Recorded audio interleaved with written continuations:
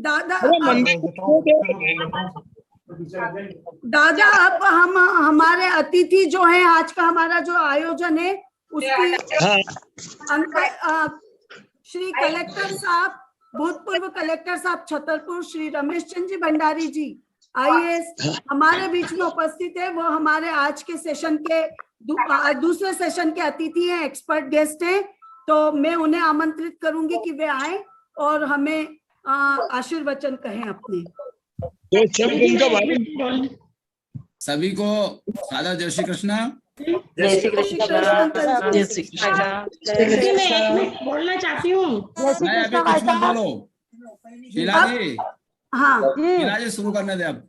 जय श्री कृष्ण। मैं सबको म्यूट कर रही हूँ, मैं सबको म्यूट कर रही हूँ। अब बस सिर्फ सर का मोबाइल ऑन होगा, अनम्यूट होगा और बाकी कोई नहीं करेगा अपना। इनका अभिनंदन कर देते ना। नहीं, फिर अब वो बाद में करेंगे क्योंकि अपन ने रिसोर्ट को टाइम दे दिया। वो अच्छा ठीक है, ओके। मैं मंजू जी को भी नहीं बुला रही हूँ, महेश भैया को भी नहीं बुला रही हूँ, किसी को भी नहीं। सबको अंकल जी के बाद में, यानी सर के बाद, है ना? ओके, सभी को सादर जय श्री कृष्ण। जय श्री कृष्ण। एक्टिविटी वुमेन्स का जो वेबिनार आपने चलाया उसके लिए सभी मातृ शक्तियों को सादर नमन करता हूँ।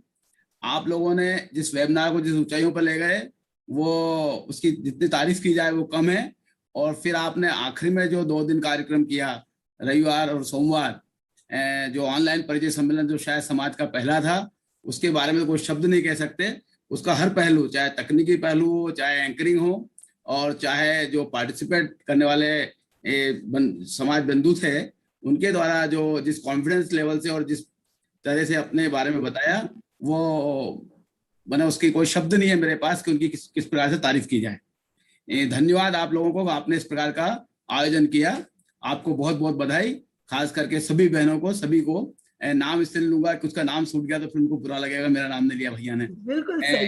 दूसरी बात कि अभी तक आप लोगों ने इस वेबिनार के माध्यम से, आज आपने जया जी ने बताया था कि 61 लोग, मैं 62वां हूँ शायद, वक्ताओं को मौका दिया, जिसमें समाज के लब्ध प्रतिष्ठित डॉक्टर, इंजीनियर्स, प्रोफेशनल्स और अधिकारी, वरिष्ठ अधिकारियों ने भाग लिया और उनको आप लोगों ने ध्यान से सुना।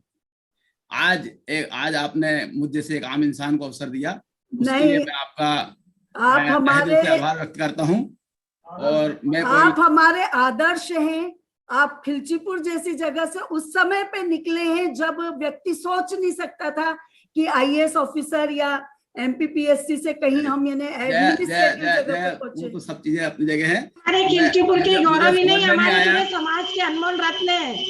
समझ में नहीं आया, बिल्कुल बिल्कुल बिल्कुल। मुझे समझ में नहीं आया कि मैं क्या बात करूं, क्योंकि मैं किसी भी विषय का मास्टर नहीं हूं, ज्ञाता नहीं हूं, एक सामान्य इंसान हूं। तो मैंने सोचा कि मैं अपने खुद की जिंदगी के बारे में के खट्टे मीठे अनुभव में बताऊं आपको। ये तो हमारे लिए सबसे इंस्पायरेबल स्टोरी होगी, क्योंकि आदरणीय आपका बड़प्पन है आदरणीय।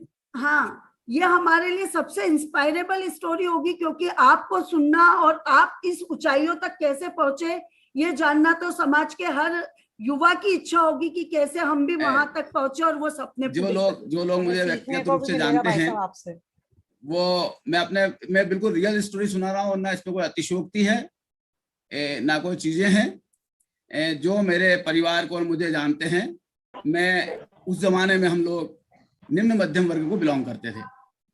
हमारी आर्थिक स्थिति बहुत अच्छी नहीं थी। मेरे आदरणीय बड़े भाई साहब भी केवल एक हमारे यहाँ ऐसे थे जो कमाने वाले व्यक्ति थे। और मेरा जीवन का समर ऐसा है, पूरा जीवन ऐसा है कि जिस प्रकार से बिना पतवार की नाव होती है, जिसको समुद्र में या नदी में छोड़ दिया जाए और वो अपने आप कहीं ना कहीं किनारे पर लग जाती है। यह अच्छा हुआ कि मेरे को किनारा बहुत अच्छा मिला। मैं शुरुआत से करता हूँ। 8वीं पास करके मैं 9th क्लास में पहुंचा। ये रियल स्टोरी है। बहुत सारे लोग कहते हैं ना को IIT और फलाना ठिकाना। मैं बताऊं कि ऐसी भी जिंदगी होती है कि बिना किसी लक्ष्य के भी हम कहीं भी पहुंच जाते हैं। प्लीज मधुबाला गुप्ता जी अपना माइक म्यूट रखिए। हाँ जी सर, बोलिए। मैंने 9th में खिलचीपुर में एडमिशन लिया। वहां मैथ्स के अच्छे टीचर नहीं थे। उसमें दो लोगों के 2 ही सपने हुआ करते थे, क्या तो डॉक्टर बनेंगे, इंजीनियर बनेंगे, और इंजीनियर भी सिविल इंजीनियर। हमने एडमिशन लिया, लेकिन उसमें मैथ्स के टीचर नहीं थे राजगढ़ खिलचीपुर में। तो बायोलॉजी ले ली, अब डॉक्टर ही बनेंगे भैया, इसके अलावा कुछ नहीं कर सकते। उसके बाद उस समय एक परीक्षा होती थी जिसे हम कहते थे ग्रामीण क्षेत्रों के प्रतिभावान छात्रों के लिए एक छात्रवृत्ति स्कीम, जिसमें किसी हॉस्टल में जाके रहना होता था आपको। और उस जमाने में, मैंने सन 72 की बात कर रहा हूँ, 100 रुपए स्कॉलरशिप हुआ करती थी, जो मेरे खुद के लिए बहुत ज्यादा महत्वपूर्ण थी। उसको पाया और उसके चक्कर में नरसिंहगढ़ चला गया, और फिर नरसिंहगढ़ गया तो वहां मैथमेटिक्स ले ली हमने, और मैथ्स के साथ हमने हायर सेकेंडरी की परीक्षा उत्तीर्ण की। लेकिन मेरा जो जमाना था वो जमाना था कि अंग्रेजी हटाओ देश बचाओ, आंग्ल भाषा के विरोधी का समय था, यदि आपको ख्याल हो तो। इसलिए अपन अंग्रेजी में बिल्कुल ढाढक्कन थे। हायर सेकेंडरी तो पास कर ली, लेकिन परसेंटेज कम आया। उस समय इंजीनियरिंग कॉलेज में उसके बल पे एडमिशन हुआ करते थे। हमारा रायपुर में किसी ऐसी ब्रांच में एडमिशन हुआ, घर की आर्थिक स्थिति और अच्छी ब्रांच ना मिलने के कारण हमने इंजीनियरिंग में जाके हमने सोचा कुछ नहीं किया जाए। साथ ही साथ उस समय हमने बीटी क्या बोलते थे उसको, बीटीआई की एक एग्जाम हुआ करती थी, बेसिक ट्रेनिंग, माने जिसमें शिक्षक बनते हैं, वो परीक्षा दी, जिले में प्रथम स्थान प्राप्त किया और हमने बीटीआई ज्वाइन कर लिया। घर पे बताया भी नहीं। 4-5 दिन बाद हमारे भैया को मालूम पड़ा कि इसने बीटीआई ज्वाइन किया। उन्होंने हमको अच्छी डांट लगाई, पिटाई तो नहीं की, लेकिन डांट बहुत अच्छी तरह से लगाई कि तुम बीएससी करो, ऐसा अभी से मत करो। हमने कहा भैया अच्छा है, बनना क्या है, मास्टर के भाई है, मास्टर बन जाएंगे, और अभी से मिल गया बहुत अच्छा है। बोले नहीं तुम तो बीएससी करो। बीएससी किया। बीएससी प्रथम मैंने फर्स्ट ईयर में फिर फिजिक्स केमिस्ट्री मैथ्स के साथ किया। उस समय आर्थिक स्थिति रियली बहुत खराब थी। हम अपना एक कमरा लेके अपना खुद का खाना बनाते थे, घर का सब सफाई करते थे, और फिर पढ़ते भी थे। 3-4 दोस्त थे विभिन्न प्रकार के। अभी जो नितेश जी आए, इनके चाचा मेरे बगल के रूम पार्टनर थे। हम लोग 4-5 लोग एक साथ रहे, और खुद खाना बनाना, खुद सब करना। और किताबें नहीं थी तो हमने लाइब्रेरी किताबें लाके, रियल किस्सा है, हमने किताबों के फाड़ लेते थे, मतलब एक चैप्टर। और एक दिनेश गुप्ता जी है जो अभी मैसूर में हैं, एक राजेंद्र गुप्ता जी है खुजनेर के, हम सब फिर उसको उससे पढ़ते थे। अब चूंकि परीक्षा में क्या करेंगे तो नोट इससे, मैंने जैसे आपके आजकल कहते हैं ना कि आपदा में अवसर, तो हमने उस अवसर का फायदा होता, खूब नोट्स बनाते थे डिटेल में, क्योंकि उसके बाद परीक्षा के समय तो कोई काम आएंगे नहीं, वो दूसरा क्या पड़ेगा। और बीएससी करी, बीएससी फर्स्ट ईयर पास किया। पीसीएम में 94% आए, लेकिन मैंने अभी आपसे कहा था कि मैं आंग्ल भाषा में, मैंने अंग्रेजी में मैं बिल्कुल ढाढक्कन था, उसमें 29 आए। अगर 30 आते तो हम उसमें ग्रेस मिल जाती, और फिर हम किसी आराम से इंजीनियरिंग कॉलेज के सेकंड ईयर में हमारा एडमिशन हो जाता। परंतु 29 नंबर आने के कारण हमें सप्लीमेंट्री मिली, और इंजीनियरिंग कॉलेज की राह हमारे यहाँ से दूर हो गई। फिर रिवॉल्यूशन कराया, फिर सप्लीमेंट्री की एग्जाम दी, तो उसके बाद हमको कहीं अच्छा मैंने मिला, और फिर अब बीएससी पूरी हुई, और बीएससी में मैंने विक्रम यूनिवर्सिटी से 3री पोजीशन प्राप्त की। लेकिन मैंने कहा ना, पहले डॉक्टर बन रहा था, फिर इंजीनियर बन रहा था, और दोनों राहें दूर हो गई। फिर वहां जो हमारे शिक्षक थे, आप अब देखिए कैसे मजेदार चीज होती है। वहां जो हमारे शिक्षक थे, तो फिजिक्स के शिक्षक हमें पढ़ाने में बड़े मजे, अच्छा लगता था कि बहुत अच्छा पढ़ाते हैं।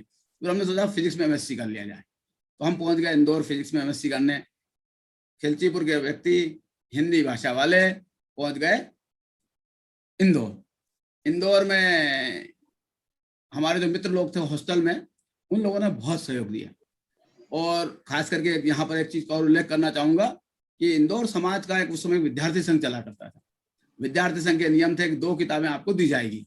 हमारे लिए उन्होंने रिएक्शन, वो भी पुरानी किताबें जो थी, नई किताबें खरीदने के पैसे बहुत कम हुआ करते थे संघ के बाद, उन्होंने हमारे लिए पूरा कहा भैया रमेश के लिए तो अपन थोड़ी मदद कर दें। तो हमें 4 किताबें दी, और फिर वो की वही समस्या कि पढ़ेंगे कैसे।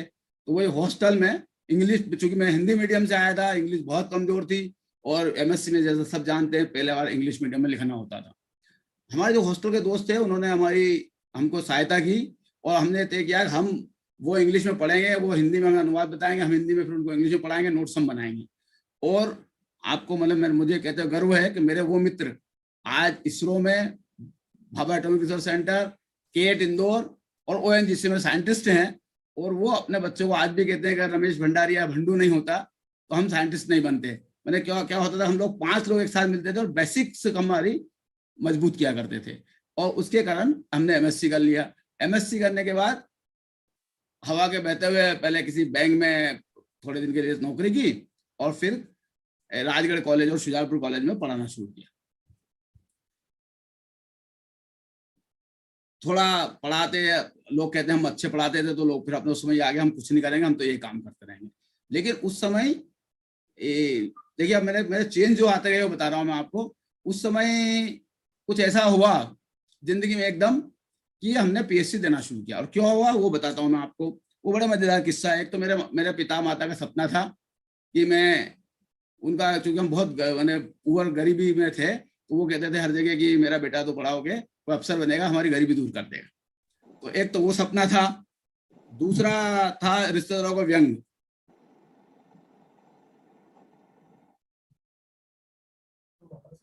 अंकल जी, सर आप म्यूट हो चुके हैं शायद। हाँ, किस जगह हुआ था भाई बता।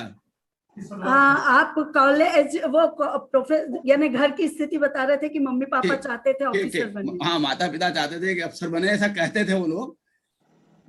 फिर साथ में दूसरा ये हुआ, जो रिश्तेदार थे वो व्यंग करते थे कि कहाँ पढ़ा रहा है, कहाँ क्या कर रहा है, मास्टर का बेटा तो मास्टर बनेगा, अब तो कॉलेज में लेक्चरर हो गया है। लेकिन हम एडॉक थे। उसमें लोग कहते हैं ये कॉलेज का लेक्चरर और एडॉक लेक्चरर, गाली जैसा लोग बोलते थे। फिर क्या हुआ कि एक उसी में ये हुआ, मैं घर में ट्यूशन किया करता था, और मेरी ट्यूशन की जो दरें थी वो 0 रुपए से लेके 150 रुपए तक हुआ करती थी उस जमाने में। और लेकिन ट्यूशन में करता था, मैं फिजिक्स का लेक्चरर था, लेकिन ट्यूशन करता था मैं मैथमेटिक्स की, और पीईटी और पीएमटी के लिए फिजिक्स की ट्यूशन किया करता था। साथ में स्टैटिस्टिक्स में जो एमए कर रहे थे उनको मैं स्टैटिस्टिक्स पढ़ाया करता था, इकोनॉमिक्स को। और जो एमएससी केमिस्ट्री करते थे उनको मैं फिजिकल केमिस्ट्री और मैथ्स फॉर केमिस्ट्री पढ़ाया करता था। तो एक दिन एक जीप आके हमारे घर के सामने रुकी। उनमें से एक मैडम उतरी 2 बच्चों के साथ। उन्होंने कहा कि भंडारी जी, ये हमारे 2 बच्चे हैं, इनको आप ट्यूशन दीजिएगा। मैंने दे देंगे, भेज दीजिए आप, ये जिसपे जो भी चाहते हैं, मैंने जो मेरे ग्रुप बने हुए, इस ग्रुप में जिसमें आना चाहे आ जाए। बोले नहीं, इनको तो आप अलग से पढ़ाएंगे। हमने कहा अलग से तो नहीं है हमारे पास समय। तो उन्होंने कहा देख लो आप, नहीं तो कल से आप पढ़ाना बंद कर दोगे। तो हमने ठीक कर देंगे भाई, देखते हैं। शाम को हमारे प्रिंसिपल ने बुलाया, अच्छी डांट लगे और बोले आप ट्यूशन नहीं कर सकते, अपराध है ट्यूशन करना। हमने कहा ठीक है सर, हमने ट्यूशन करना बंद कर दिया। 4-5 दिन बाद बहुत सारे पेरेंट्स आए। उन्होंने हमसे कहा भाई रमेश भैया घर पढ़ा दे यार, कैसे करेंगे। उनमें से एक डॉक्टर थे वहां पर, करके मुझे अभी भी ध्यान है, वो कलेक्टर को जाके शिकायत की। वो लड़के को मना कर दिया इन्होंने, मेरी लड़की और मेरे बेटे पढ़ने जाते हैं और वो पैसा वैसा लेता नहीं है, वो तो ऐसे ही पढ़ाता है। कलेक्टर साहब ने कॉल किया हमारे प्रिंसिपल साहब को, ये कौन है भैया लड़का जिसके लिए इतनी वो आ रही है। प्रिंसिपल साहब हमको वहां ले गए। कलेक्टर ने पूछा, हमने बताया सर ऐसी ऐसी स्थिति, तो बताओ पढ़ाओ, आपको दिक्कत नहीं है, और उनको शर्मा जी को, एसडीएम साहब को समझा देंगे। तब हमें समझ में आया यार कि एसडीएम और तहसीलदार बड़ी चीज है। क्योंकि मतलब उस जमाने में किसी भी जिले में 5 क्लास 1 अफसर हुआ करते थे। एक होता था डीजे, कलेक्टर, एसपी, डीएफओ और कॉलेज का प्रिंसिपल, जिसके आज बड़ी वक्त कम हो गई, लेकिन उस समय कॉलेज का प्रिंसिपल 5 फर्स्ट क्लास अफसर हुआ करते। हमको लगा कि इतना मैंने बड़ा अफसर हमारा, उसको मेरे कारण नीचा देखना पड़ा, तो हम पीएससी देंगे। हमने पीएससी देना शुरू की। पहली बार में हमारा सिलेक्शन हुआ सेल टैक्स इंस्पेक्टर, दूसरी बार में एम्प्लॉयमेंट ऑफिसर पे। सेल टैक्स इंस्पेक्टर में तो मेरा ब्रदर उस समय सेल टैक्स में लिपिक थे, तो हमको उनका वर्क कल्चर देख के समझ में आया ये तो अपने जमीर के विपरीत है, इससे अच्छी तो कॉलेज की लेक्चरशिप करो, अपन सेल टैक्स इंस्पेक्टर नहीं बनेंगे। फिर हमने डिप्टी कलेक्टर की, मैंने तीसरी बार फिर पीएससी दी, और फलोदी माता की कृपा और आप सबकी दुआओं से हम डिप्टी कलेक्टर बने। अब मैंने बताया ना, मेरी कहानी बड़ी अजीब सी है, कहाँ डॉक्टर, कहाँ इंजीनियर, और कहाँ कॉलेज का लेक्चरर, और कहाँ मैं ये बन गया। अब आगे बढ़ूं इसके लिए? नहीं, बिल्कुल बहुत अच्छा, बहुत इंस्पायरेबल है। यानी आप मैं ये सोच रही हूँ कि आपने हार नहीं मानी, आपने एमएससी कर लिया, आपने लेक्चररशिप कर ली, उसके बाद भी आपके सपने यानी खत्म नहीं हुए, और आपने फिर आगे वापस से पीएससी के लिए ट्राई किया, और पीएससी फाइट करके, और आज हमारे सामने समाज का गौरव बन के और उभरे आप। ये हमारे लिए बहुत ही इंस्पायरेबल स्टोरी रहेगी आज की। बहुत अच्छा लग रहा भाई सब सुन के। तो पूरी कहानी सुनिए, कहानी है, रियल कहानी है बस। नहीं, रियली तो इंस्पायरेबल होती है। जया जी, मेरे तो ये समझ आ रहा है कलेक्टर साहब की जीवनी सुनने के बाद, अभी नहीं कि हर क्षेत्र में संभावनाएं बहुत है। आदमी को प्रयास में रहना चाहिए, हर क्षेत्र में संभावना है, जितना आगे बढ़ सके बढ़ने के बहुत। एक और बात कहना चाहूंगी, अपने प्रयास एक और बात मैं कहना चाहूंगी यहाँ पे कि हम यदि ये सोच ले कि मैंने जैसे मैथ्स ले लिया, अब मैंने बीएससी कर लिया तो अब मेरी लाइफ का तो ये एंड हो गया, या मैंने एमएससी कर लिया तो यही एंड हो गया, पर आपने उसके बाद वापस से अपने सपने के तरफ मुंह किया और फिर उनको प्राप्त किया, ये बहुत बड़ी चीज है। यहाँ मैं एक चीज और स्पष्ट करना चाहता हूँ, कल परसों में बातें हो रही थी कि क्या सब्जेक्ट लेना चाहिए। मेरा ऐसा कहना है कि जिसमें आपकी मास्टरी हो वो सब्जेक्ट लेना चाहिए, लेकिन सफलता का शॉर्टकट नहीं होना चाहिए। मुझे सफलता इसलिए मिली कि मैंने थारो पढ़ा, क्योंकि मेरे पास प्रॉब्लम थी, किताबें नहीं थी, तो किताबें दूसरों को लाके मांगते थे या फाड़ के पढ़ते तो नोट्स बनाए। तो अगर आपको अच्छी तरह से पूरा नॉलेज प्राप्त करेंगे तो आप किसी भी कॉम्पिटिटिव एग्जाम को आसानी से क्रैक कर सकते हैं। कोई सफलता का कोई शॉर्टकट नहीं होता। दूसरा, मैं एक और चीज मैं बताना चाहता हूँ, मैंने पीएससी की तैयारी में, आप आश्चर्य करोगे हम लोगों ने कैसे की, बिल्कुल जानना चाहेंगे भाई साहब। वहां पर देखिए कोई कोचिंग थी नहीं, कॉलेज में लेक्चरशिप कर रहे थे, कोई गाइड देने वाला था नहीं। और मैंने पहले बताया कि मैं एक ऐसा शिक्षक था जो केमिस्ट्री पढ़ाया करता था, मैं स्टैटिस्टिक्स भी पढ़ाया करता था और मैथ्स भी पढ़ाया करता था। मैं शिक्षक था फिजिक्स का, कॉलेज में लेक्चरर। तो घर में ऐसी भीड़ लग रही थी क्योंकि लोकल का आदमी था, कई के बहन भाई मेरे साथ पढ़े, कई परिचित लोग थे। तो शाम कब पढ़े पीएससी के लिए, तो फिर हमने डिसाइड ये किया, जो राजगढ़ को जानते हैं, हम रहते थे किसी गली में, कि घर में तो कोई पढ़ने देगा नहीं, कोई आ गया तो मना कर नहीं सकते, शादी भी हो चुकी थी उस समय तक। तो हमने फिर ये डिसाइड किया कि हम कॉलेज में जाके पढ़ेंगे। हम फिजिक्स में एचओडी थे, तो कॉलेज की बिल्डिंग का चाबी अपने पास रहती लैब की, तो खल्ला पार करते हुए ठंड में, क्योंकि पीएससी हुआ करती थी नवंबर दिसंबर जनवरी में, तो राजगढ़ खल्ला पार करते हुए कड़ाके की ठंड में हम कॉलेज जाते थे।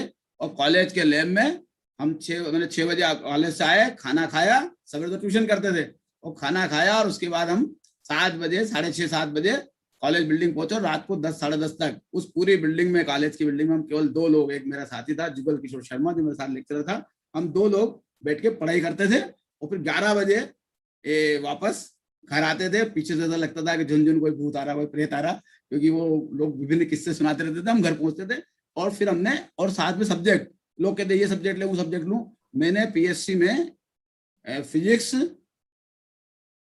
मैथ्स और अप्लाइड मैथ्स के 2 सब्जेक्ट हुआ करते से मैंने पीएससी पास की। मतलब कहने का अर्थ ये है कि यदि आप किसी भी सब्जेक्ट में, क्योंकि आजकल तो और आसान हो गया, पहले तो स्कोरिंग सब्जेक्ट नाम की एक चीज हुआ करती थी कि स्टैटिस्टिक्स इज वेरी स्कोरिंग, एक क्रिमिनोलॉजी जो है वो बड़े स्कोरिंग, आजकल वो नहीं है। सब कहने की बात है, आजकल एक वो नंबर को, हाईएस्ट नंबर को वेटेज करके बराबर कर दिया जाता है। ऐसा नहीं है कि अगर मान लो मैथ्स में 100 में से 100 आए तो मेरे को 100 नंबर आखिरी में मिलेंगे। अगर किसी सब्जेक्ट में अंतिम नंबर 80 है तो उनका सबका एवरेजिंग लेके वो नंबर हमको दिए जाएंगे। आप सब जानते होंगे, जो इस चीज को जानते हैं, वेटेज कर दिया जाता है। तो चीजें, लेकिन अगर आदमी को ज्ञान, क्योंकि मैं फिजिक्स में पढ़ाया करता था कॉलेज में, मैथ्स में मैंने पढ़ाई है, तो आपको आराम से बहुत ज्यादा मेहनत करने की आवश्यकता नहीं, बहुत ज्यादा चीजें करने की आवश्यकता नहीं। और जनरल नॉलेज में जहां तक सवाल है, जनरल नॉलेज में तो जो आपका ये सेंट्रल सीबीएसई बोर्ड की 9वीं से लेके 12वीं तक की किताब आप पढ़ते रहो तो आपको अपना जनरल नॉलेज होगा, केवल करंट अफेयर्स को छोड़कर। तो ये तो हमारी हुई पीएससी कहानी। अब हम सर्विस में आ गए। इसके पहले एक छोटी सी कहानी सुनाता हूँ, मजेदार कहानी है जो हमको बहुत ज्यादा, हम कहीं अपने कलेक्टिव में भी वो सुनाई, कि यदि आप कल्पना करो कि आपको आपकी माताजी एक गरम हलवा बनाती है और एक प्लेट में परोस देती है, छोटी सी प्लेट में, और कहती है बेटा इसको 10 मिनट में खा ले। अब आप उस हलवे को कैसे खाओगे, क्योंकि आपका समय कम है और हलवा बिल्कुल कढ़ाई से उतार के रखा गया है ना। तो जो इस हलवे को खा ले, खाना सीख जाए, वो जिंदगी की सारी समस्या को है जी। हाँ, जो बस कुछ बोल रहे हैं आप? नहीं, कोई नहीं बोल रहे वो। अब कुछ लोग कहेंगे चम्मच से खा लेंगे, कुछ लोग कहेंगे बड़ी थाली में ये ठंडा कर लेंगे, कुछ लोग कहेंगे फूंक मार के खा लेंगे। वो कुछ भी नहीं कर सकते आप, आपका तो सारी रिस्ट्रिक्शन है। वो प्लेट आपके सामने रख दी, आपको हलवा खाना और गरम बिल्कुल उबलता हुआ हलवा खाना है। एक सिंपल सी मेथड है कि कोई भी गर्म चीज रखी जाती है तो उसकी जो कोने की परत है, आखिरी कोने की, वो ठंडी हो जाती है। तो आप एक कोने का थोड़ा सा खाओ, फिर उसी कोने को आगे बढ़ जाओ, पूरा गोल राउंड घूम जाओ, तो पता लगा आपने हलवा खा लिया, मुंह भी नहीं जला आपका। और फिर उसके बाद बोला हो गया है ना। और ऐसे ऐसे करके जब बीच में पहुंचोगे तो बीच का हलवा भी ठंडा हो चुका होगा। यानी भाई साहब बहुत शानदार ट्रिक है। बहुत ही बढ़िया। और इससे जो शिक्षा मिलती है वो ये है कि किसी भी समस्या को, बड़ी समस्या को एकदम उसके बीच में जाके हल करने का प्रयास मत करो। उस समस्या को थोड़ा थोड़ा हिस्सों में बांटो और फिर आप उसको हल करोगे तो समस्या अपने आप हल हो जाएगी। नहीं तो देखिए रहता ना कि क्या सिर मुंडाते बोले जाके। ये मैनेजमेंट की टेक्निक है जिसको आपने बहुत ही सिंपल हमारे देशी लहजे में हमको समझा दिया। बहुत शानदार। अब जैसे कि आप सब लोग एक उजला पक्ष, मैंने इसलिए सारी बातें की, मेरा वर्तमान आप जानते हो, भूत नहीं जानते थे बहुत सारे लोग। अब मैं जया जी आपने हलवा बनाना ही बंद कर दिया घरों में। बच्चे हलवा ही नहीं खाते, हलवा ही भूल गए कि हलवा क्या होता है। भाई साहब को गरम दलिया खा लो भाई। अब मैं आता हूँ अगले पड़ाव में, मेरी शासकीय सेवा के पड़ाव का। जया जी कितना टाइम है मेरे पास, उतना उस हिसाब से कंप्लीट करूंगा मैं। भाई साहब फ्लो में सुनाते रहिए, स्टोरी सुनाएंगे भाई साहब। बहुत सारा टाइम है, आप तो सुनाते रहिए। आज हमारे पास टाइम है भाई साहब, टाइम है हमारे पास। आप भी घर के बेमिनार घर की, और जितनी महिला मंडल है सब अपने घर के, इसलिए आप चलो रात 8 बजे तक चलो। बहुत इंटरेस्ट आ रहा भाई साहब, बहुत अच्छा लग रहा है। सेवा में तो सफलता का राज है। एक बात और बता दूं आपको, बासाब बसंती लाल जी आपके दर्शन करना चाहते हैं सभी के। बेमिनार में कलेक्टर साहब भी पधारे हैं समाज वालों के, तो वहाँ बैठे हैं। तो मैं जया जी से कहूंगा कि एक बार वो राधे श्याम जी से संपर्क करके और हाँ, वो अभी राधे श्याम जी का फोन आ गया था भाई साहब, वो हैं बैठे हैं, उनके आशीर्वाद को मिल जाएंगे। और राजेंद्र जी भाई साहब, हाँ साहब, अरे 5 मिनट रुक जाओ, माता जी के साथ साथ सब दर्शन कर, माता जी के भी दर्शन करा दो। करवाओ ना मूलचंद जी। 2 मिनट में रास्ते में ही हूँ, माता जी के भी करा दूँ। मैं आगे बढ़ूँ जब तक मूलचंद वहाँ पहुँचता है। हाँ भाई साहब आप बोलिए, आप चलिए। आप ना, हमको बहुत अच्छा लग रहा है। अब सभी बीच में मत बोले, उनकी बात को सुने तो अच्छा लगेगा। आप सब बोलने लग जाते हैं। ये जगदीश भाई साहब भी मेरे को बनाने वालों में से एक आदमी है। मैंने बहुत मदद की इस समय। मैंने सबको म्यूट कर दिया, आप वापस से अपने आप को अनम्यूट करें और फिर आप हमें बताएं। क्योंकि मैंने ये कहा कि बोल लेते हैं, कंटिन्यूटी टूट जाती है आदमी की। हाँ, अब सर आप हम तो नहीं पढ़ा पूछा। हाँ, आप सुनाइए। ठीक है, बोलूं मैं भाई? हाँ बिल्कुल। अब मैं अपने शासकीय सेवा की बात करता हूँ कि शासकीय सेवा में मुझे सफलता, या लोग कहते हैं मैं सफल अफसर हूँ, क्यों? देखिए एक बात बता दूं कि हमारी शासकीय सेवा में कोई न कोई गॉडफादर होता है। क्योंकि अपने कोई पॉलिटिकली बहुत पावरफुल लोग नहीं रहे, इसलिए अपना कोई गॉडफादर नहीं था, ना प्रशासकीय, ना जो कुछ करना था अपने बल पे ही करना था। तो एक तो जो मैंने अपने जो ट्रिक्स अपनाए थे, एक तो जमीन से जुड़ा रहना, यानी अपने आप को बहुत बड़ा अफसर नहीं बताना, जमीन से जुड़े रहे और सभी के लिए हमेशा उपलब्ध रहना। क्योंकि मैंने बचपन में देखा कि तहसीलदार, नायब तहसीलदार, एसडीएम, कोई भी बड़ा आदमी, उस तक हर आदमी की अप्रोच नहीं है। और यदि कोई व्यक्ति उन तक अपनी अप्रोच करके अपनी बात सुना दे तो उसकी आधी समस्या हल हो जाती है। उसको लगता है कि मैंने कलेक्टर को, मैंने एसडीएम को अपनी बात सुना दी, मैं मतलब मेरा काम हो जाएगा, या नहीं होगा तो इसलिए नहीं होगा क्योंकि होने लायक नहीं है। तो सभी के लिए हमेशा उपलब्ध रहना।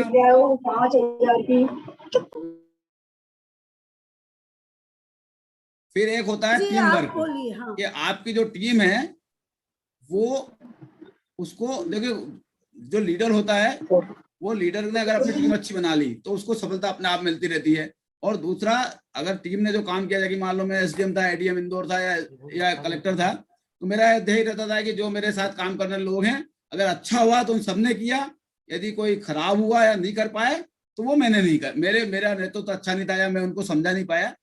एक ये हमने कोशिश की।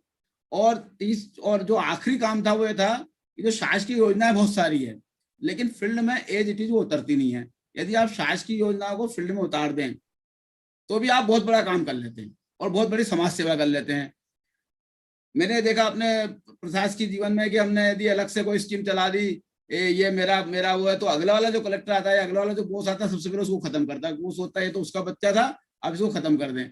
मैंने तो कोशिश ये की, कोई नई चीज नहीं करके जितनी बातें थी जो आम आदमी को लाभ पहुंचा सकती थी, उन स्कीमों को अपन इम्प्लीमेंट कर दें। देखिए कैसी कैसी चीजें होती है। मैं 2 किस्से सुनाऊंगा मेरी नौकरी के। एक दिन मैंने अखबार में पढ़ा कि एक गांव है, आदिवासी गांव है, वहां पर पीने के पानी की बड़ी समस्या, और महिलाएं 1.5 किलोमीटर पहाड़ से नीचे उतर के पानी लेके आती।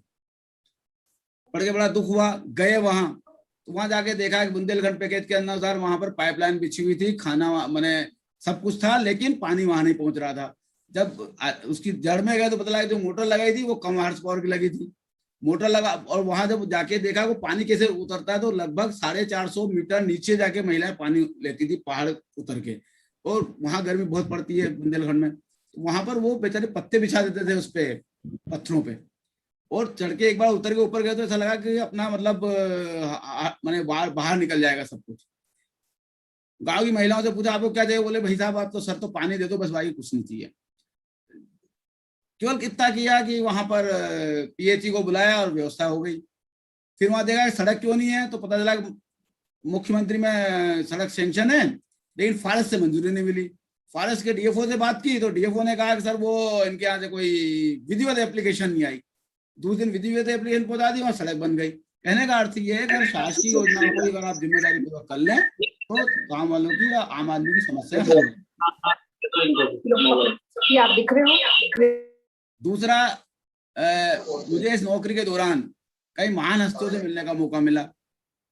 जैसे कि अब्दुल कलाम साहब के साथ मैंने 2 बार मुलाकात हुई। एक बार तो प्रोटोकॉल के नाते केवल अपन सूट पहन के खड़े हो गए थे, और दूसरी बार जब वो राष्ट्रपति नहीं थे, इंदौर दिन भर के लिए आए थे, तो उनके लाइजनिंग अफसर के रूप में दिन भर उनके साथ रहे, उनके साथ खाना खाया। तो ये देखा कि इतना बड़ा व्यक्तित्व, इतना साधारण है कि उनको ये पता था कि आदमी, ये अधिकारी मेरे साथ है। तो उन्होंने जब वो खाना खिलाने बैठे उनको, तो उन्होंने बोला वो व्यक्ति था, उसको बुलाओ, वो खाना वो बिल्कुल सामने बैठ के खाओ। मतलब कहने का अर्थ ये, जितना बड़ा अफसर होता है, बड़ा आदमी होता है, वो उतना ही सहज होता है। मोदी जी के साथ, माननीय प्रधानमंत्री जी के साथ 6 बार मुलाकात हुई। 4 बार तो प्रोटोकॉल के नाते हुई, 1 बार जबलपुर में और 1 बार दिल्ली में। जबलपुर में मैं बता रहा हूँ कि देखिए प्रधानमंत्री जी कितनी तैयारी के साथ रहते हैं। कोई भी प्रधानमंत्री, मैंने मोदी जी तो है, चूंकि मेरे सामने मोदी जी आए थे, 10 लोगों की मीटिंग थी, 8 कलेक्टर थे, सीएम और सीएस और मोदी जी। उन्होंने 8 जिले के कलेक्टरों से बात की, हमने अपना प्रेजेंटेशन दिया, उन्होंने उस पर डिस्कस किया। उनको उस जिले, मेरे जिले के मामले में मुझसे ज्यादा नॉलेज था। मैंने कहने का अर्थ ये है कि सब लोग थोड़ा तैयारी करते हैं फिर फील्ड में जाते हैं। तो हमको एक चीज ये भी सीखना चाहिए, हमको सब चीजें थोड़ा तैयारी करें। प्रतिभा पाटिल, मनमोहन सिंह, इन सबसे मुलाकात हुई। एक किस्सा और कि जो इसी नौकरी का, कि अपनी जो कमी है वो कमी भी अपने लिए हथियार बन सकती है। मसूरी में हमारे जो पिछड़े जिले थे उनके कलेक्टर की कॉन्फ्रेंस थी, उसमें आधे से अधिक लोग हम राजस्थान, मध्य प्रदेश, उत्तर प्रदेश, बिहार यानी हिंदी भाषी प्रांतों के थे। वहाँ पूरी इंग्लिश चलती है। हमने प्रेजेंटेशन तो अपने पीए को बोल के बनवा के मंगवा लिया। जब बोलने की बारी आई तो सारे लोग बोल नहीं पा रहे थे, इसलिए कि मैंने खिचड़ी भाषा में बात करते हुए इंग्लिश अच्छी नहीं थी। जब 9वां-10वां नंबर मेरा आया तो मैंने एक मिनट सोचा कि अपन क्या करें, तो फिर मेरे को मैंने कहा लो अपन भगवान का नाम, अपन तो अपनी भाषा में बात करो। प्रेजेंटेशन इंग्लिश में था, हमने पूरा हिंदी में उसको किया। और आप आश्चर्य करेंगे, मेरे बाद जितने वक्ता थे नॉर्थ इंडिया के, उन लोगों ने सबने फिर हिंदी में बात। कहने का अर्थ ये है कि आप अपना कॉन्फिडेंस लेवल रखिएगा। और उसके बाद जब सेमिनार हमारा खत्म हुआ 4 दिन का, तो उनका जो हमारे वहाँ के डीजी थे, उनका कहना था कि मैंने, मुझे सबसे अच्छा वक्ता का पुरस्कार मिला, और ये कह के पुरस्कार दिया उन लोगों ने कि मिस्टर भंडारी, मतलब कॉन्फिडेंस लेवल इसका बहुत अच्छा था, कोई हिंदी में नहीं बोल रहा था, ये पहला व्यक्ति हिंदी में बोला, इसलिए इसको पुरस्कार दिया था, चाहे प्रेजेंटेशन उतना अच्छा नहीं था। कहने का अर्थ ये है कि हमारी कमजोरियों को भी हम अपना हथियार बना लेना चाहिए। अब मैंने अपनी जीवनी आपको सामने रखी, तो इससे क्या पॉइंट निकल के आते हैं युवाओं के लिए, वो मैं एक बार फिर से क्लियर करना चाहता हूं। इसके पहले भी एक कहानी सुनाऊंगा जो परिवार के लिए भी लागू है, शासकीय सेवा में भी लागू है। हमेशा बॉस इज ऑलवेज राइट, हमारे यहाँ एक सिद्धांत है, हमको ट्रेनिंग में भी सिखाया जाता है, और हमारी पूरी नौकरी का निचोड़ है कि boss is always right. Boss मतलब अपना जो भी अफसर होता है। इसी प्रकार से मेरा कहना रहता है कि हमारे घर में हमारे पिता या हमारे जो घर के लीडर हैं वो हमेशा सही होते हैं, लेकिन हम लोग उनको सही नहीं मानते। अब जो मेरे युवा साथी है वो लोग कहेंगे कि पिताजी तो पुराने जमाने की बात कर रहे हैं, वो ऐसा कर रहे हैं, वो ऐसा कर रहे हैं, हम कैसे उनकी बात मान लें। मैं उसका जवाब दे रहा हूँ कि मैं कहानी के माध्यम से आपका जवाब देता हूँ कि बॉस इज ऑलवेज राइट, परंतु यदि बॉस को भी अपन अपने तर्कों से अपनी बातों को मनवा सकते हैं, लेकिन तर्कों के साथ में। एक हमारे ट्रेनिंग में एक बात बताई जाती है कि कभी भी अपने बॉस को नो मत बोलिएगा। और एक उदाहरण दिया जाता है कि मान लो आपके यहाँ कोई वीआईपी आने वाला है, आपके कलेक्टर ने आपको बुलाया है, आपके बॉस ने आपको बुलाया, आपसे कहा कि भाई वीआईपी के लिए तैयारी करनी, इतना बड़ा शामिल लगेगा, 2 लाख लोगों की व्यवस्था करनी है। और फिर उन्होंने कहा कि वो जो दूध पीते हैं वो शेरनी का दूध पीते हैं, वो जो खाते हैं वो अंगूर, और वो भी अंगूर फलाने अंगूर खाते हैं, ये चीजें व्यवस्था होगी। यदि आप जैसे आपने सुना कि वो शेरनी का दूध पीते हैं और आपने कह दिया कि सर जैसी बात करे, शेरनी का दूध कहाँ लाएगा, मिलेगा, वो कहेगा चल बेटा जा तू, तेरी जरूरत क्या है ना। हमें तो ऐसा व्यक्ति चाहिए जो कहे और वो काम कर दे। मेरे को भी खूब जोर से आप उसको नोट कर लिया, नोट करने के बाद बाहर आए, उन्होंने 20 काम बताए थे, 18 काम तो आसानी से हो गए।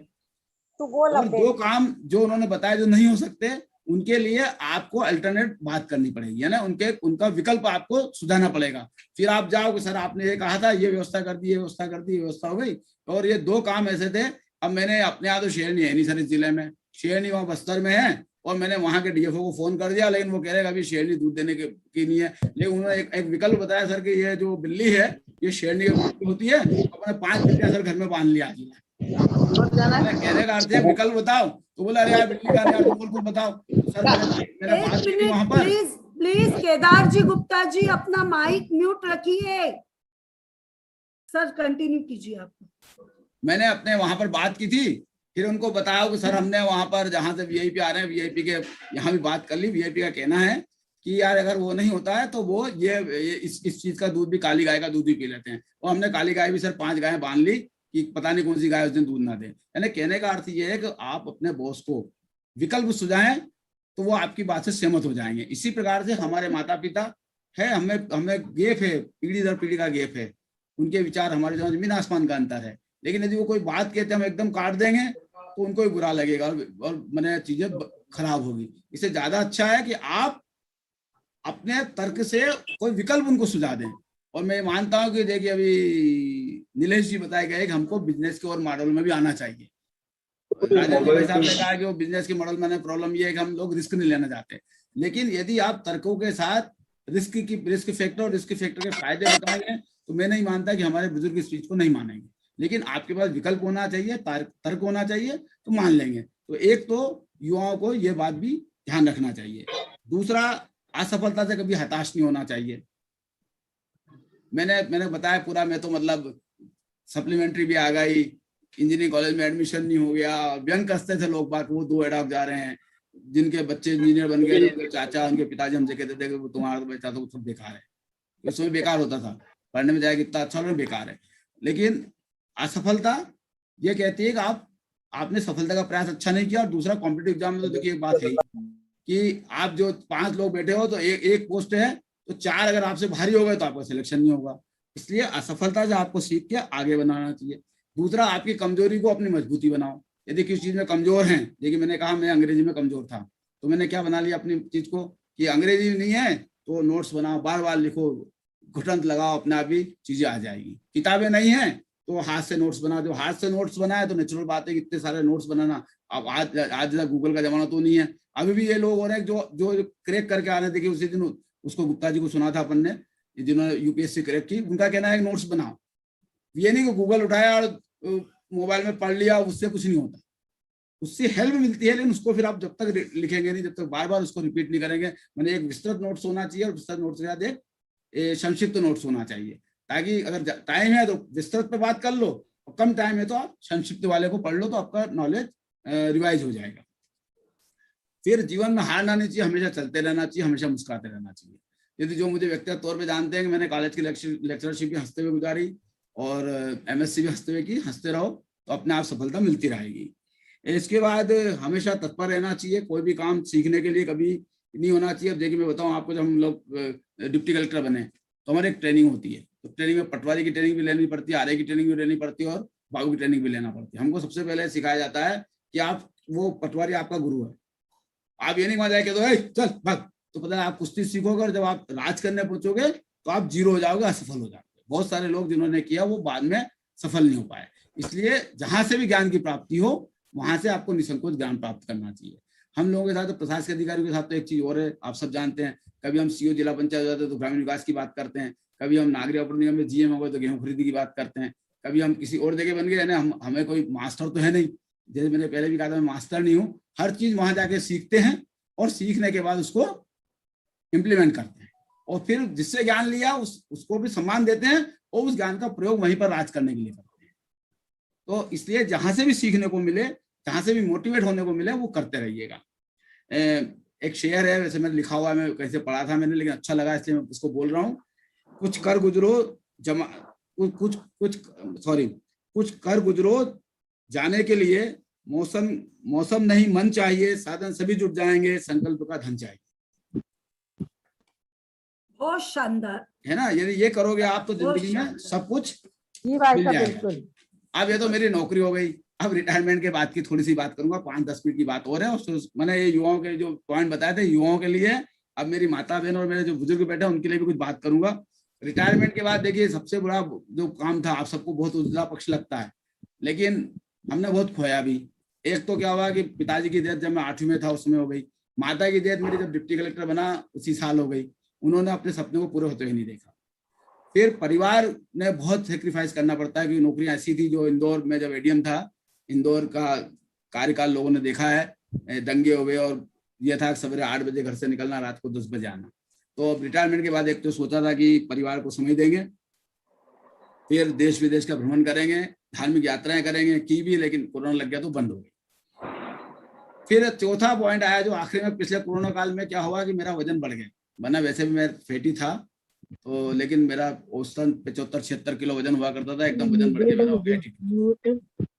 तो बाद में अब लगा इसको कुछ करना चाहिए, तो मैंने नवंबर से लेके अभी तक, नवंबर से अगले 4 महीने में मैंने लगभग 14 किलो और अभी मैंने 4 किलो कुल 18 किलो वजन पिछले 6 महीनों में कम किया। अरे वाह। और वजन कम कैसे किया ये बताऊंगा, लेकिन वो सब आप नहीं कर सकते, लेकिन वजन कम 18 किलो मैंने किया 6 माह में। और मेरी जो टेक्निक थी केवल खान पान में चेंज, और आपने देखा होगा ना मेरे चेहरे पे झुर्रियां हुई, ना चेहरे की चमक कम हुई, केवल खान पान को सुधारा और वजन कम किया। वजन कम करने में एक मैं वर्कआउट भी करता था, लगभग आधे घंटे पौन घंटे एक्सरसाइज और वर्कआउट। मैं ये सब आपके लिए, जो मेरे बुजुर्ग साथी हैं, मेरे हम उम्र हैं या +50 वाले हैं या +40 वाले हैं, और मैंने लगभग 40-25 मिनट का वर्कआउट करिए। वर्कआउट से मतलब कोई दौड़ना भागना नहीं है, आपको अवनी ने बहुत सिखाया है ना, पैर से लेके सिर तक की एक्सरसाइज करो। मतलब अगर घुटने करनी है तो यूं कर लिया, है ना, एक जगह बैठ के पत्ता के 3 सेट लगा लिए, गर्दन की यूं। अनामिका ने भी सिखाया है बहुत अच्छी, अनामिका ने भी सिखाया है हमको ब्रीडिंग करना। अब जिसने भी सिखाया हो वो करिए, लेकिन मैंने वो सीखने की बात नहीं, मैंने तो बहुत सिखाया है, कर रहे हैं, लेकिन उसको आप करिएगा। दूसरा, आप कम से कम 10,000, अगर आपके घुटनों में तकलीफ नहीं है तो 10,000 स्टेप्स रोज चलिएगा। अगर घुटने में आपके तकलीफ नहीं है तो 10,000 स्टेप्स रोज चलिएगा। मैंने तो देखिए पिछले 6 महीने में अभी 15-20 दिन से गेहूं की रोटी खाना शुरू किया, गेहूं मैंने छोड़ दिया और बहुत सारी चीजें भी की, लेकिन वो सब आप सब लोग नहीं कर सकते, लेकिन जो अपन कर सकते वो बता रहा हूँ कि एक तो गेहूं को कम से कम कर दीजिए। और पहले बता दूं, मैंने वजन कम करने से मुझे फायदा क्या हुआ। इस सारी नौकरी के स्ट्रेस के कारण मैं डायबिटिक हो गया, और डायबिटिक भी इतनी हो गया था कि मैं इंसुलिन भी लेता था 2 टाइम। मैंने मतलब अभी 15 दिन पहले डॉक्टर को दिखाया, इंसुलिन मैंने बंद कर दी, दवाइयां भी आधी हो गई। वो भी डॉक्टर ने कहा कि अब तुम थोड़ा कुछ खाना पीना शुरू करो, इससे कम दवाइयां मत करो, शरीर के लिए इतना होना भी जरूरी है। यानी कहने का अर्थ ये है कि वजन कम करने से, तो कहते हैं डायबिटिक दवाई से दूर नहीं होती, वजन कम करने से डायबिटिक आपकी अपने आप कम होती है। और वजन कम करने का फार्मूला क्या है? थोड़ी एक्सरसाइज, थोड़ा घूमना और खान पान में चेंज करना। मेरा वाला जो फार्मूला, जो बात करें उनको अलग बताऊंगा, लेकिन जो सामान्य फार्मूला है जो सबके लिए एप्लीकेबल हो सकता है, मैंने तो देखिए 15 दिन तक, मैंने 7 दिन तक, पहले 7 दिन तक अनाज नहीं खाया, केवल सैलेड और फ्रूट्स खाए। फिर 21 दिन तक मैंने, बाकी 15 दिन तक मैंने सब्जी खाई, केवल लंच और डिनर में सब्जी और खीरा। भाई साहब, वो डाइट को हम पूरा सुनना चाहेंगे 1 घंटा। बिल्कुल सही है, उतना टाइम नहीं उसके लिए, इसलिए लेकिन जो सामान्य रूप से अपन सब कर सकते हैं, वो सामान्य रूप से ये आपके खाने का 50% हिस्सा सलाद पे ले आओ। सलाद मतलब खीरा, ककड़ी, तरबूज, खरबूज, 50% हिस्सा आप जितना आप दिन भर में खाते हैं उसका 50% हिस्सा आप सलाद पे ले आओ। जो 50% बचा है उसको 4 भागों में बांटो, 1 भाग सब्जी का, 1 भाग दाल का, और मैं तो दूसरी बात कर रहा हूं, 2 भाग सब्जी का, 1 भाग दाल का, और 1 भाग रोटी चावल का। और गेहूं यथासंभव छोड़ सकते तो बहुत अच्छी बात है, ज्वार, बाजरा, रागी या अन्य चीजें खाओ। अगर आप 3 महीने करोगे तो आपकी सारी समस्याएं जड़ से मिट जाएगी। और केवल आपको संकल्प लेना है। मैं तो मेरा जैसा आदमी, मैंने चाय छोड़ दी, दूध छोड़ दिया उस समय, और मैंने रियली 18 किलो वजन जो मेरे को मिले हैं, मैंने इस पर पता नहीं कितना मोटा दिख रहा हूँ, 18 किलो वजन कम किया है। इंसुलिन बंद हो गई, शुगर बंद हो गई, शुगर का वो सारी चीजें बंद हो गई। तो अपन थोड़ा अपने हेल्थ पे ध्यान दें, और ये सब होने का नहीं है कि अपने खुद पे ध्यान नहीं देना। दूसरा, खाने की मात्रा बढ़ाना, लेकिन उनकी वैरायटी बढ़ाना। वैरायटी यानी हम लोग समान रूप से, माफ करेंगे, मैं भी आपके परिवार से हूँ कि सवेरे नाश्ता हमारे यहाँ समान रूप से नहीं करते। अब करते भी लग गए तो पोहा खा लिया या 2 बिस्किट के साथ चाय पी ली। हमारा खाना 11-12 बजे खाना होता है, खास करके माता बहनों का, और 12-12:30 बजे। शाम को फिर हम 1 बार खाना खाते हैं, 2, और इसके अलावा कुछ नहीं खाते।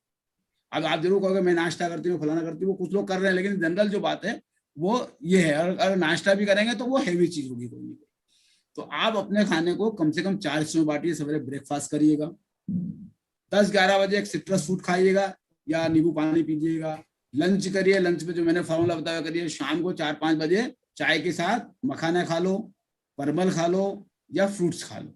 और फ्रूट्स में कोई जरूरी नहीं, देखिए मैं तो एप्पल और अनार नहीं खाता क्योंकि शुगर वाला हूँ।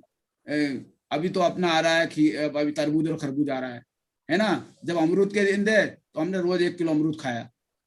तो कहने का अर्थ ये है कि पैसे की बात नहीं है, आप अपने बजट में ही खाने को हिस्सों में कर दो और अपना वजन कम करो, स्मार्ट बनो और बीमारियों से दूर भागो।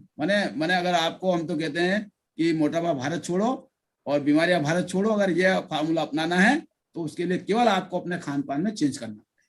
और खान पान में कोई चेंज में ऐसी भारी चीज नहीं है जो अपन नहीं कर सकते।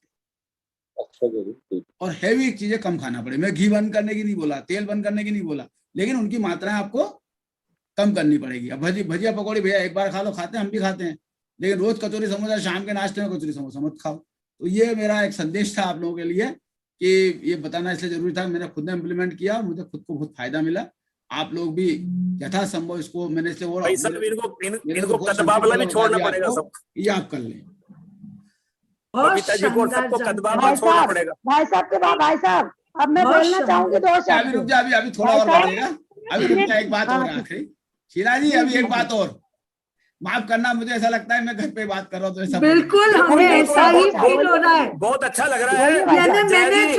मैंने जो शब्द लिखा था, जया जी माता जी महाराज के दर्शन करवा दो, वहीं बैठे भाई साहब, तो बैठेंगे घंटा भर बैठेंगे। 5 मिनट का केवल पहले दर्शन करा दो पहले, फिर बात 5 मिनट का मेरा केवल। चलिए मूलचंद जी राधे श्याम जी वहीं है, दर्शन करवा देंगे। मूलचंद जी भाई साहब, 9 से 11। मूलचंद जी भाई साहब, प्रमिला का मोबाइल मुझे जुड़ा हुआ दिख रहा था। प्रमिला सुन रही हो क्या? तो फोन लगा लीजिए ना मूलचंद जी को। हाँ वही करती। मैं लगाऊं क्या फोन? जया लगा दो। क्या तुम लगा रही हो? अरे राम प्रसाद ने फोन, राम प्रसाद मंदिर। मूलचंद जी राधे श्याम जी बसंती लाल जी बासाब सब वही है मंदिर में। हाँ ठीक है। अभी राधे श्याम जी भाई साहब ऑनलाइन ही थे अभी। यशो, ओ यशो, आ दर्शन कराऊं, आ जाए यहाँ फटाफट। दर्शन आ रहा है अभी माता जी महाराज के खैराबाद के, अभी यहाँ करा रहा है वो डायरेक्ट दिखने वाले। बहुत अच्छी। इसके बाद 5 मिनट और है मेरे पास बस। अपन माता जी का आशीर्वाद भी ले ले। हाँ पहले बात कर लो, उसके बाद 5 मिनट बाद। वो आ गए। मैं कुछ बोलना चाहती हूँ भंडारी सर के लिए। मैम अभी नहीं, दर्शन कर ले, दर्शन कर लो पहले, दर्शन फिर सभी बोलेंगे हम आज।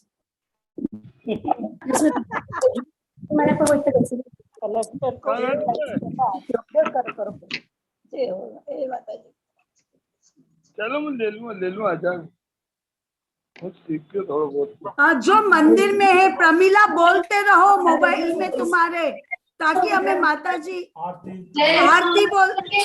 जय जय श्यामांग शुभ्रे शुचि वस्त्रधारी रत्नादिभूषण सुविशाल। दर्शन तो नहीं हो रहे हैं। नहीं प्रमिला, फिर भी दर्शन नहीं हो रहे हैं। हाँ दर्शन नहीं हो रहे जी। इसमें स्क्रीन पे आपका वीडियो ऑन नहीं है, वीडियो ऑन नहीं है। और दूसरा मोबाइल लेके जा रहा हूँ। Okay okay. दूसरा मोबाइल जय जी सबको म्यूट कर दीजिएगा, केवल वो बोलेंगे तो आ जाएगा। हाँ हाँ सब अनम्यूट है।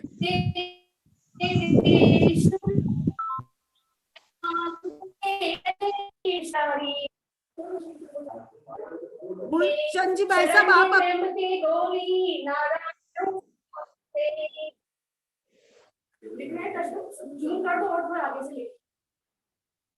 जय मातु दुर्गे जय जय फलोदी।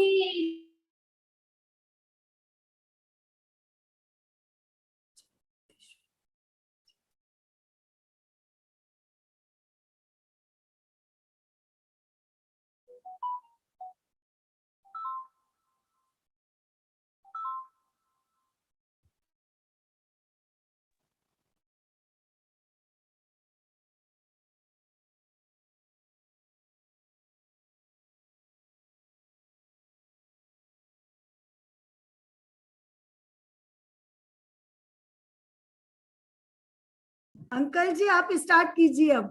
प्रमिला का माइक ऑफ है, इसलिए अपने ऊपर नहीं आ रहा है। दर्शन तो हो रहे मेरे को, हो रहे ना। माइक ऑन करे वो। प्रमिला आप तो अब अपना कंटिन्यू करते हैं। माता जी के दर्शन अपन को हो ही चुके हैं। हो गए पिन हो गया। सब पिन का, अरे आप देखिए कहीं वो पिन तो नहीं हो गया। पिन मतलब क्या होता है कि कभी अपन स्क्रीन पे हाथ लगाते हैं और पिन हो जाता है ना स्क्रीन पे। अब जो बात बोलूंगा उसके लिए मैं क्षमा पहले मांग लेता हूँ। मेरे अपने विचार हैं, खास करके मैं माता बहनों को 2-3 बातें बोलना चाहता हूँ। हाँ होता क्या है इसमें, मैं कंटिन्यू करूँ जय? हाँ बिल्कुल अंकल। एक तो एक कोरोना काल ने हमको चीज सिखाई, एक परिवार का महत्व सिखाया। तो हम लोग थोड़े चाहे अलग रहें, बाहर नौकरी करें, लेकिन अपने परिवार से जुड़े रहें। जिनका परिवार संयुक्त था उन्होंने इस कोरोना काल की तकलीफ को आसानी से झेल लिया। जो बिल्कुल एकल थे उन्होंने उस कोरोना काल को झेलना मुश्किल हुआ। दूसरा, जो आप अपनी बहू से अपेक्षा रखती हैं वो ज्ञान अपनी बेटी को सिखाइए, क्योंकि आपकी बेटी कहीं ना कहीं की बहू बनेगी। आवाज कट कट के आ रही है, आवाज सही नहीं आ रही। नहीं सही आ रही है अंकल जी। भाई साहब बोलिए भाई साहब। बातें जरूर कड़वी है, लेकिन मेरा कहना है कि जो अपेक्षाएं आप अपनी बहू से रखती हैं वो ज्ञान अपने बेटी को सिखाइए, क्योंकि वो बेटी भी हमारे समाज के किसी घर की बहू बनेगी।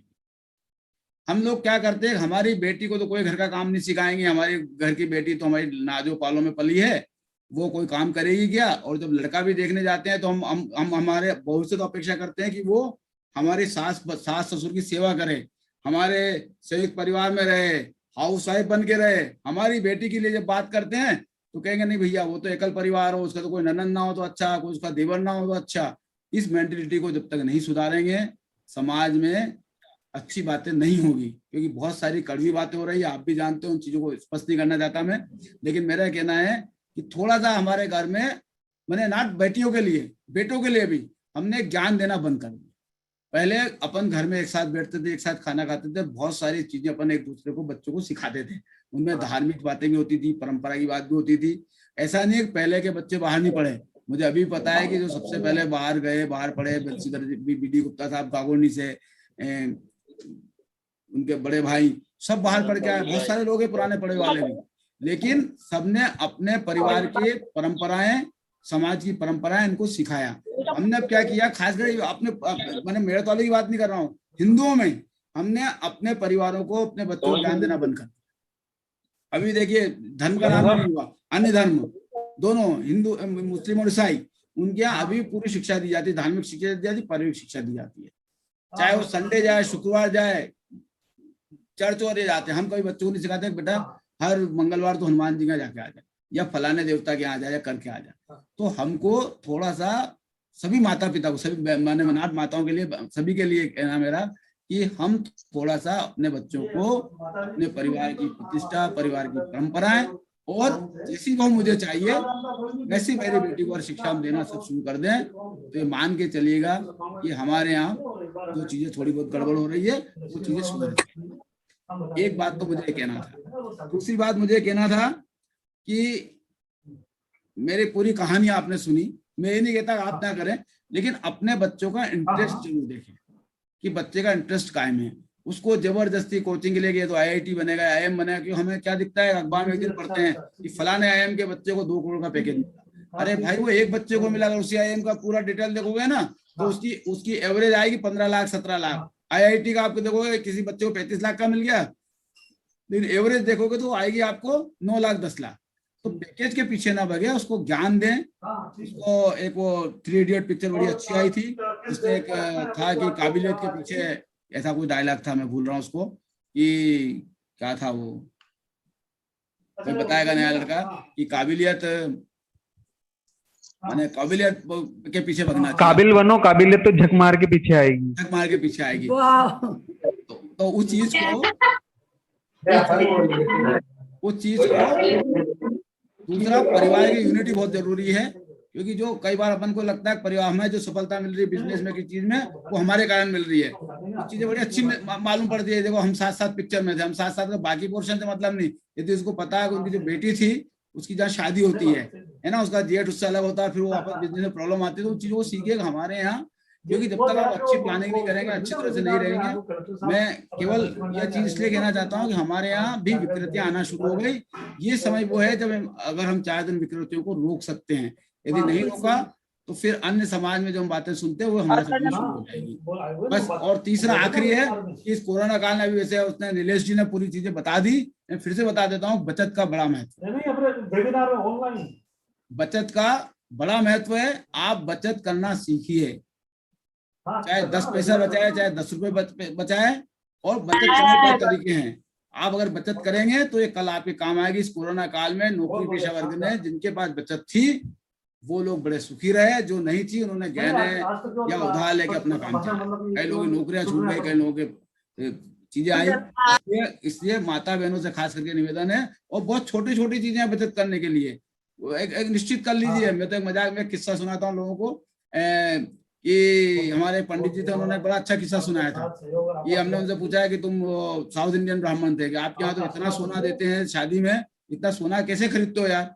तो बोले हमारे यहाँ जब लड़की पैदा होती है तभी हम संकल्प ले लेते हैं कि गुरु पुष्प नक्षत्र से शुरू करते हैं कि इस लड़की के नाम से 1 ग्राम या 2 ग्राम या 5 ग्राम 10 ग्राम सोना हर हर हर हर हर हर पुष्प नक्षत्र पे खरीदेंगे। 12 पुष्प नक्षत्र आते हैं, अगर 1-1 ग्राम भी खरीदा तो 200 मैंने 2000 रुपए किलो। वो कहता था 2000 रुपए का भी, तोले का भी सोना है मेरे पास, और 50,000 40,000 रुपए तोला का भी सोना है। हर बार 2 ग्राम, छोटी छोटी बचते हैं, पता चला है तो आखिर में बहुत बचत हो जाती है। ये दक्षिण भारत में हमने देखा होगा ना, सोना बहुत देते हैं उनको, जब लड़की पैदा होती है जब इसे बचत शुरू कर देते हैं। तो आप अपना जो खर्चा है उसमें जब बचत करिएगा, मैंने पोस्ट ऑफिस में करिए या म्यूचुअल फंड में करिएगा, जो उससे मेरे को नहीं, लेकिन अगर बचत करेंगे तो आपको अपने जीवन यापन में जब आपके पास मुसीबत आएगी, देखिए मैं भोपाल में इंदौर एडीएम रहा, मैंने बहुत स्थितियां देखी वहां पर। मैं उन लोगों के नाम नहीं बताना चाहता, कई लोगों के मकान नीलाम होने आते थे मेरे यहाँ। क्यों? कि उन्होंने मकान अपने औकात से ज्यादा ले लिया, किस्तें इतनी ज्यादा, घर में कोई बीमार हो गया, शादी भी हो गया, कोई प्रॉब्लम आ गई तो पता चला किस्तें नहीं भर पाए, बैंक उसको डिफॉल्ट घोषित कर देता है। तो हमको अपनी आदतों में ये सुधार करना चाहिए। एक तो जितनी हमारी वक्त है उतना ही हम खर्चा करें, और दूसरा कुछ ना कुछ बचत करें। आप लोगों ने ध्यान से सुना, और मुझे जैसे आम इंसान ने सुना, और आपको अगर अच्छा लगा या कुछ सीख मिली हो तो मैं आपको बहुत बहुत धन्यवाद। बहुत शानदार। हेलो जया जी, मैं कुछ बोलना चाह रहा हूँ। हाँ बिल्कुल बोलिए जया जी। मैं बोलना चाह रहा हूँ। आवाज आ रही है? बिल्कुल आ रही है। हाँ, तो मैं भंडारी जी मेरे बहुत अच्छे दोस्त है, और ये मेरे इंजीनियर बनने का श्रेय भी भंडारी जी को जाता है। क्योंकि हम लोग जब जीरापुर खिलचीपुर में रहते थे तो हमको ज्यादा आइडिया नहीं था, हमारे पेरेंट्स को भी ज्यादा आइडिया नहीं था मैंने 9th में कॉमर्स ले लिया था जीरापुर में। उसके बाद एक शासकीय योजना के तहत हम लोग रमेश और हम लोग वहाँ नरसिंहगढ़ पढ़ने गए 9th में। तो रमेश ने मेरे को बोला कि कॉमर्स लेकर के क्या करेगा, मैथमेटिक्स ले, अपन आगे बढ़ेंगे। तो जब उनके कहने से मैंने वहां से मैथमेटिक्स लिया, उसके बाद हम लोग जब से ही 9th से बिल्कुल साथ साथ रहे हैं। और हायर सेकेंडरी के बाद मैं इंजीनियरिंग में आ गया, इन्होंने बीएससी एमएससी की और एमएससी करके पीएससी करके ये कलेक्ट्रेट उसमें डिप्टी कलेक्टर बन गए। और उसके बाद भी हम लोग कई जगह नौकरी में भी आपस में मिलते रहे। बिलासपुर में हम लोग साथ में रहे, हम ये कटघोरा में एसडीएम थे। उसके बाद में बिलासपुर में था, वहां भी मुलाकात हुई। और उसके बाद इन्होंने हर स्टेज पे मेरी हेल्प करी। एक बार मेरा ट्रांसफर कहीं मेरी अनिच्छा जगह हो गया था, उसी बीच में ये राजेंद्र शुक्ला जो हमारे मंत्री जी थे, उनके ओएसडी बन के आए। इन्होंने बोला कि तू चिंता मत कर, कल आ जा ट्रांसफर। मैं छत्तीसगढ़ एक्सप्रेस में बिलासपुर से बैठ के भोपाल पहुंचा, सवेरे जाकर इनके घर की घंटी बजाई तो इन्होंने ऑर्डर मेरे हाथ में थपा दिया, ये लो भाई। तो इस प्रकार से, और हर जगह मतलब सब जानते हैं ये चीज। इंदौर में भी हम लोग साथ साथ घूमते थे, ये एमएससी कर रहे थे, मैं बीई कर रहा था। बाकी रमेश का हमारा हमेशा एक साथ जुड़ा रहा। इसलिए आज भी क्या हुआ कि आज रमेश जी का ये आने था इसमें वेबिनार में, मैं अभी खंडवा से आ रहा हूँ तो रास्ते में जीप खड़ी करके सुन रहा हूँ। अरे वाह, ये चीज होती है। राधे श्याम हमारे परम मित्र रहे हैं। ये इनकी महानता जो मुझे शेयर दे रहे हैं। इन्होंने मुझे, मैं बताऊं, मैं एमएससी में मेरे पास साइकिल नहीं थी, राधे श्याम जी के पास साइकिल थी। ये पहले जीएसटीआई के हॉस्टल से बापना हॉस्टल आते थे, 5-7 किलोमीटर चला गया, फिर मेरे को बिठा के और फिर संडे बनाने हम कहीं न कहीं जाते थे। तो राधे श्याम ने मेरी बहुत मदद की है, मैं आभारी हूँ राधे श्याम जी। मैंने तो कुछ नहीं किया, मेरी तो इतनी मदद की रमेश ने कि जहाँ जाते वो मदद की। और अभी इसीलिए आज मैं खंडवा से रास्ते में यहाँ चोरल के पास में खड़े होकर के सुन रहा, क्योंकि आगे घाट पे सिग्नल चले जाते। बिल्कुल सही। मैं ये गाड़ी खड़ी करके आधा घंटा धन्यवाद आपको।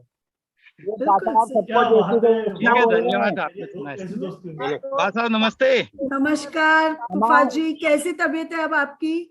जय श्री कृष्णा। जय श्री कृष्णा। जय श्री कृष्णा।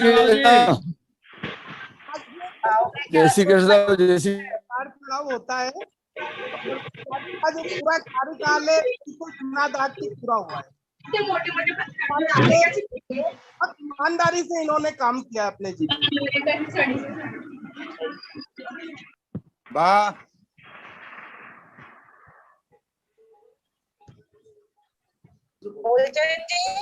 मूलचंद जी भाई साहब दिखाई नहीं दे रहे फूफा जी। ये कहाँ है मूलचंद जी? ये रहे बात आप बोलते रहिए। जय श्री कृष्ण फूफा जी। जय माँ फलोदी बोल रहे हैं सबको। जय माँ फलोदी।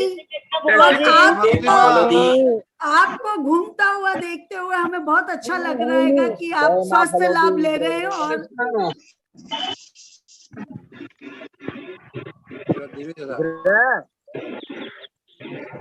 आप बोलिए सब। माँ फलोदी बोल रहे हैं बात सबको।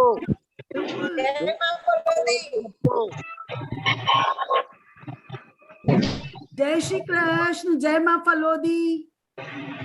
जय माँ फलोदी। मोर आ जाओ। ठीक है, के पास बहुत बहुत धन्यवाद मूलचंद जी भाई साहब, मंदिर के दर्शन कराने के लिए, रिसोर्ट दिखाने के लिए सबको, और माता जी के दर्शन आज फिर हमें आखिरी दिन करवाने के लिए। मतलब माता जी की कृपा हमारे परिचय सम्मेलन पे भी बनी रही, साथ ही साथ हमारी पूरी वेबिनार पे भी रही।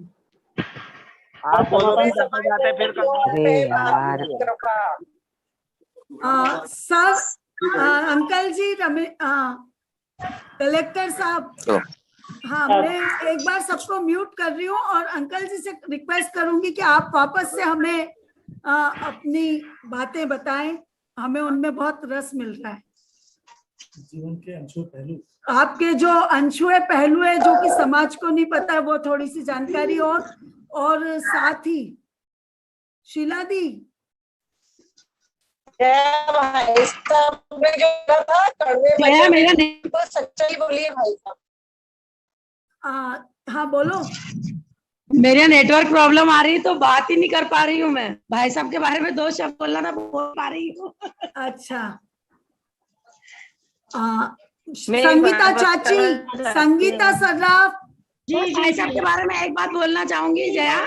हाँ बताइए। भाई साहब ने एक बात छोड़ दी बोलना कि समाज के छोटे से छोटे और बड़े से बड़े व्यक्ति की हमेशा मदद की भाई साहब ने, उनकी पूरी सर्विस लाइफ में और उसके बाद भी। ये भाई साहब ने बताया ही नहीं कि हमेशा हर व्यक्ति की मदद की भाई साहब ने। ये बहुत बड़ी बात है अपने लिए। हमें आज ऐसा नहीं लगा कि हम किसी बहुत ही बड़े व्यक्ति को सुन रहे हैं तो एक डिसिप्लिन मेंटेन करना है। बिल्कुल ऐसा लगा कि हम घर में बैठ के और बातचीत कर रहे हैं। इतने सहज तरीके से, इतने सरल तरीके से आपने अपनी बातें बताई। अरे कहते हैं दरिया में डाल। ये भाई साहब अपने घर के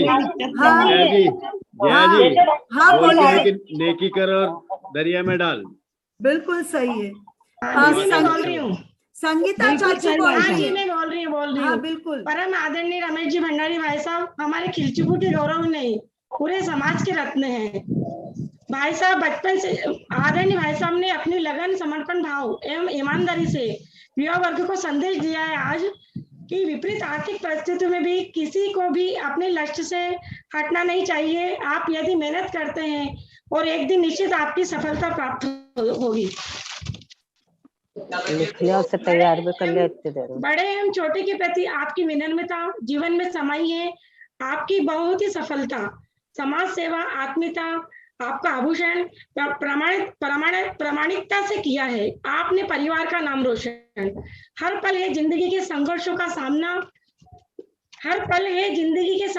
सामना पर स्वीकार नहीं किया कभी जिंदगी में हारना। माँ फलोदी की कृपा का मिलता रहे आपको जीवन भर साथ। नाम की तरह आप शिखर के पथ पर चढ़ते रहे। जिंदगी में आप हर मंजिल को पाते रहे। यही शुभकामना। हार्दिक अभिनंदन भाई साहब, चरण स्पर्श।